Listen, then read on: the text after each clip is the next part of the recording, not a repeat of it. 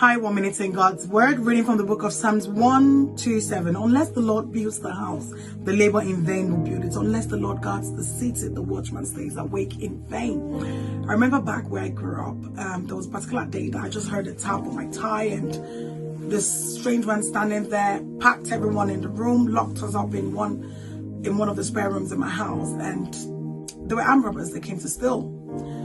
And after the events, we looked and we're just talking about how it all happened, how they got into the house, because our house is gated from the gate, main entrance gate, to the gate to the main house. It's all gated, but yet the gate entrance into the property, our gate man was nowhere to be found.